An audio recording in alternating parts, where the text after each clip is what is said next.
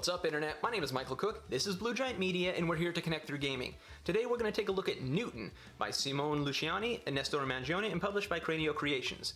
We're going to take a look at a quick rules overview, and then we'll come back and I'll let you know what I do like, what I don't like, and who I think may or may not like Newton.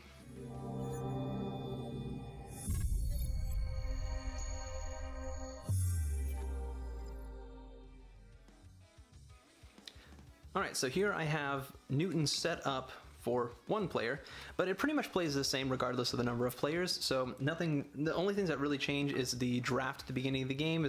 Obviously it's not a draft, you draw 6, choose 4 instead of dealing 4 and drafting, and you are going to have only 2 cards dealt out in each of these rows at each of the rounds after the first.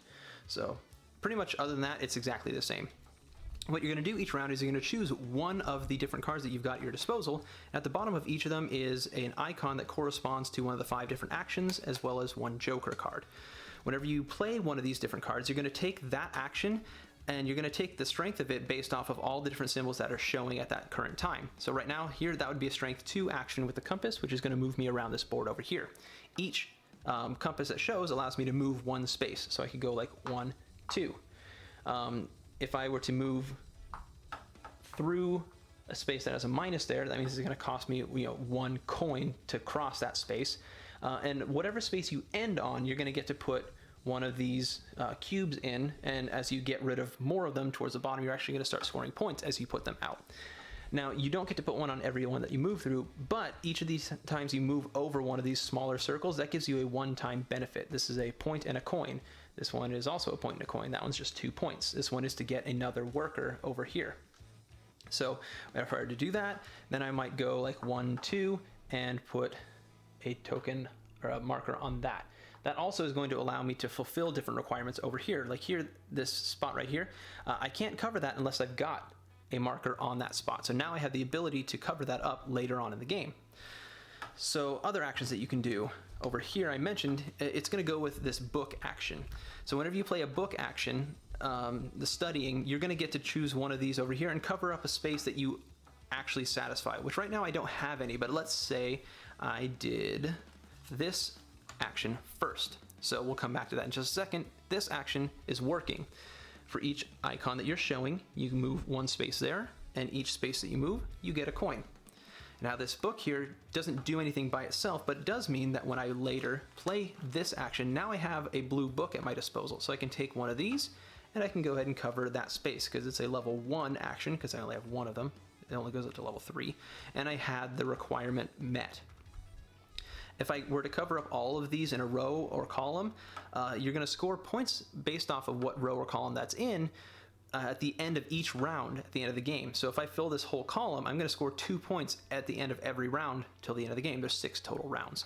If I were to fill this whole row, I'd get 6 points. If I fill this row, I'm going to get 5 points. This row, I'll get 5 points. This row right here, I'll get 3 points. So filling this can end up adding up quite a bit as the game goes on. If I were to play this hat card, that means I get to take one of the cards from the row corresponding to however many hats that I have showing, or up to that anyway. So if I had 3 of them showing, that I can take any of the 9 that's showing, or more that's showing, because I can spend a coin to flip over to more cards in that row. I only have 1 hat showing, but I could also spend 2 coins to make that action 1 stronger. That can only be done once per round. You can pay 1 to put out 2 more cards as many times as you want, but you can only increase the strength of an action once per action.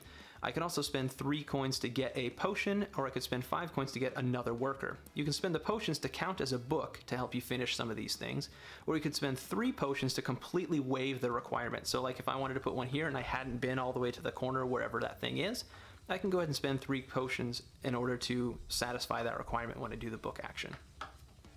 All right, so I went ahead and did that. And I paid 2 coins, which means I can choose one of these. So let's see, I haven't done that action, but I want to go ahead and maybe grab, well, let's see here. This one's pretty good. So I'll go ahead and grab that. And then for my last action, what I'm gonna do is this one right here. So this action is moving through here. So for each one of these present, I get to move 1 space with this guy. If I cross over again any of the little circular pieces, then I get to take that benefit immediately. Like that one's 2 coins. If I were to land directly onto any of these other spaces, just like you have to land directly on these spaces to get their benefit, then you would get a benefit. Like these ones right here, lets me take a book and put it in a drawer. That means for the rest of the game, I have an extra icon, so my book, my studying action is better. If I were to land on one of these, this is going to give me one of these tokens. Anything with the exclamation point means that you get that at the end of every round. If I land on one of these, then I'm going to get 2 coins, and I'm going to get to take a level 3 study action. So they all kind of do different things. And then one of the things that I haven't explained, there's 2 of them anyway, but one of them is the scroll action.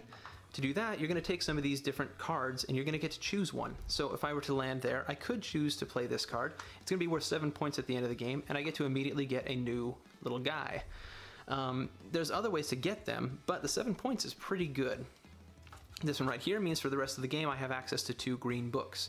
So if I didn't get any from my cards, it makes it a lot easier to do some of these different things.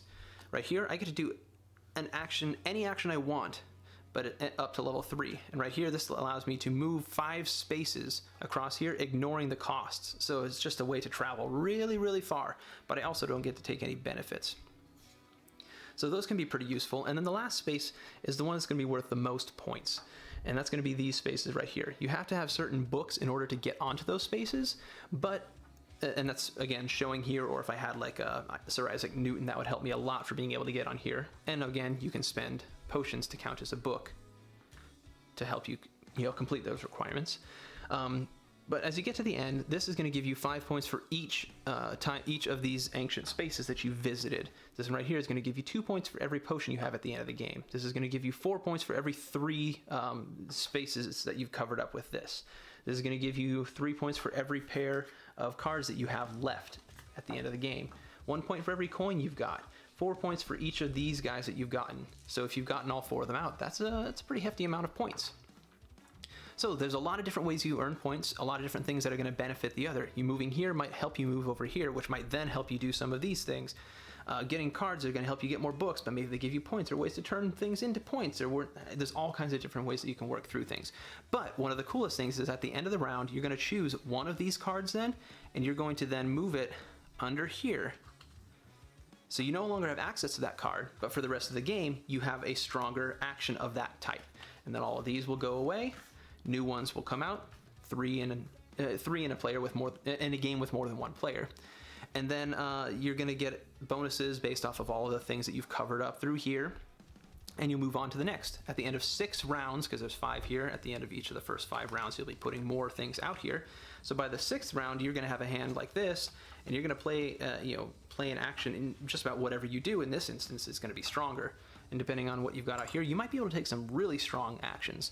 And there's a lot of different, points here, points there, points here, points for extra things there. Lots of ways to earn points. And at the end of the game, whoever has the most points will be the winner. Now you should have a pretty good idea of how to play through Newton, so I'm going to let you know what I like about the game. First off, I'm a big fan of these many different ways to score points Euro games, where you're trying to balance things. I really like a lot of Stefan Feld games. I like Newton. Spoiler. I like Merlin. I like Castles of Burgundy. I like these kinds of games where there's a lot of different things that you can think about. Like I can go for this, and I can go for that. Maybe this thing I can go first, and that helps this, but if I do this first, then it helps that, and I'm trying to figure out what's the best way to manage these things. I like that style of game, and this scratches that itch very well. I really also like the different tiles that you can kind of put on the board that make what you might want to go for each game a little bit different. The locations of different places on the map, it's always a little bit different. The bonuses you can go for, the goals, the different things. I really like that, and I love deck building games, and this includes a little bit of that deck building aspect. It has a little bit of the, not necessarily route building, but in a sense, yes, and this kind of in the same way that like a Third in Taxis would be, whereas you move around the map and you're dropping these cubes, and where you have them benefits you by going over to the library area. It starts slow, and it just builds and builds and builds, and that in a lot of ways is very satisfying. But it is also in a way a negative too, because it makes it so like that first round or two, you're scoring like, out of 6 rounds, you're scoring like 3% of your points in the first 33% of the game. And then that last round is when you're scoring like another third of your points. So it's like, here's I don't know, it's almost like the first 4 rounds comprise a third of your scoring, and then the next round, the 5th round, comprises a good 15% of your scoring, and then the last round takes up 50. It's lopsided in that way because it builds up. So it's both a positive and a negative for me at different times, because sometimes I feel like that first round, like, wow, what am I doing? I'm so far behind. But at the same time, that creates a tension, which makes me want to, okay, what am I going to do next? Because I got to get the ball rolling. So there's a balance between trying to kind of set the stage and how am I actually going to start earning points. So I enjoy it as a solo game. I don't get thrown off by multiplayer solitaire, which is really because the rules literally change like 0.5%. They are exactly the same pretty much as when you're playing with other people, because there really is not much of any interaction between you and other players. That doesn't bother me. What it does make so the solo game is pretty much exactly what you would normally do. So it really doesn't detract much to play solo, because it really is multiplayer solitaire, I guess. But in a way, I see that as a positive, because I'm not bothered by it with other people, but it basically makes it a really good solo game. What I don't like about it as a solo game, these types of games where it's just like a beat your own score, is that the setup of the game can drastically change what the conceivable top score is. Like I played one, was it like last week? I set up while I was watching some football, put the game out there, and just played through 2 solo games, because it plays really quick. You can play it in like just over half an hour. But the first game I scored 119, and I didn't feel like I was playing that optimally. And then I changed out, complete swap. I put everything that was on the board off to the side and took what was left, shuffled them up, and seeded the board with that. Played again, felt like I was playing better, but ended up only scoring like, I want to say it was like 98. So like 20, no, might have been like a little over 100, but it was right around there, a good 20 points or so less. But I felt like I was playing more optimally. And I really felt like it was because the bonuses that I got, in the one game I was getting a whole bunch of things that gives you more drawers so that your actions are more effective. The next time I played through, I had the thing that gives you like a potion every round and 2 coins every round. Okay, well I had a lot more money, and also the end game scoring. I didn't, the ones that I hit weren't worth as much. It was too difficult to actually make them as effective. So the mix of things can definitely change what the conceivable high score is, which is not an issue in multiplayer, because you're competing against everybody else. But if you're looking for like my personal high score, now you're looking at the fact that, well, my personal high score is really limited by what's in that particular setup. So small, minor, either way, I really enjoy the game, but that's one thing that does really detract from the solo aspect is, well, I don't want to play this setup. I can tell right off the bat that this is just not going to be close to my higher score. So I think that detracts from the longevity of the solo play. It is a very fun solo experience, but I can see that over time it's just going to be like, well, I don't really want to play unless I play with a good setup, one that's actually going to give me a chance to push and beat my high score. But it's still a lot of fun to explore the different ways that you can score points, which is one of the fun things. I wouldn't say it's solving the game, but just trying to get a feel for the different balance and what things might be more beneficial than others and what's going to be harder to get than others. So I've talked a lot about what I like and what I don't like. Now I want to talk about who I think will like the game. If you're a fan of Euro games in general, I think that this is a really solid one. If you like some of the other games by these guys, I want to say, don't kill me if I'm wrong, I'm pretty sure that they made Voyages of Marco Polo. Could be totally off there. But I really enjoyed that game as well. It's just, there's a lot of different ways you can go. That game also had route building, as well as resource management, as well as contract fulfilling, which this has some similarities to that, the contract fulfilling being like your library. But then it has a little bit of deck building in there too. It's got a lot of different aspects. And if you like those games that have just a whole bunch of different, here's a little bit of that, a little bit of this, and you're just kind of throwing it all in there and seeing what comes out, it's a lot of fun. And I think that that's going to appeal to basically fans of Euro games in general. It does seem fairly well balanced. I've tried going, go for the library aspect. Get those books filled in there as fast as you can. Get those bonuses. You can get 8 points. You can get whatever. Get all your travel cubes out on the map and try and work with that, which those two play in tandem with each other, the library and the map. Just build your deck so you've got great cards, so every card that you play is going to be really beneficial. But as you move those cards down to the bottom, while moving the cards that let you get more cards down to the bottom can be beneficial early on, towards the end of the game, those things are no longer worth practically anything because you can only use so many cards. You don't need any more once you get later on in the game. So now you've kind of, is it worth burning that space early on to give you some better cards, but then be less effective towards the end of the game? But you got to get cards because you can't sit there with just the ones you start with and make it through the end of the game. You're going to have to acquire more. So there's a lot to think about, a lot of different things that you can kind of balance. And so if you like that kind of game, very much going to appeal to you.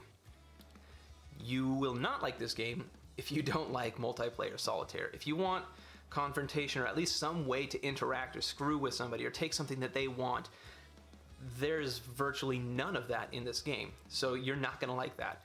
The overall art, the actual pictures are fine, but the color palette of the board in general is relatively bland. It's got that, for some reason, stereotypical Euro blah kind of look to it when it's on the table. So that's going to detract from what some people are going to think of the game. While the cover is it's relatively interesting, that's probably the most interesting part of the artwork in the game. So other than that, if you feel like games that you can basically solve bother you, this kind of falls into that category a little bit. I feel like I haven't plumbed the depths of it completely, but I'm starting to see patterns of some strategies that are going to fundamentally be more important. Some order of operations that are going to be more essential to do in certain sequences. So it's going to be different every game still because of the way things get laid out and what board you're going to get and different things like that. But for the most part, you have a little bit of a sense, I feel like, that there's some things that you're going to want to do first or early on or later on the same from one game to the other, at least to some degree. And if that bothers you, then that just is going to affect it. I think you'll still enjoy this game quite a bit, but it might not be the kind of game that just has the longevity for your collection. It might just be the kind of game that you want to go to a game cafe and play, or go to a game group and have someone bring it and get a chance to enjoy it. It's a great game, but maybe it doesn't stay on your shelf forever. So, with that, I think that pretty much covers it.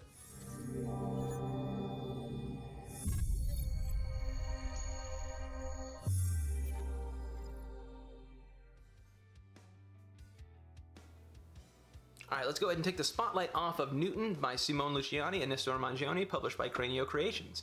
If you want to know more about Newton, take a look in the description section where you can find a link to my unboxing, a full-time or real-time setup and gameplay sample, so you can get a better feel for how it plays. And you can also find a link there to MacroNovaGames.com where you can buy Newton and hundreds of other great games. Until next time, I want to thank you so much for watching. Please like, share, and subscribe if you like what you see. Let me know in the comment section below if you have any feedback on why you do or don't like Newton. Recommendations on other things that I should do videos for, any of that kind of good stuff. And as always, have a wonderful day.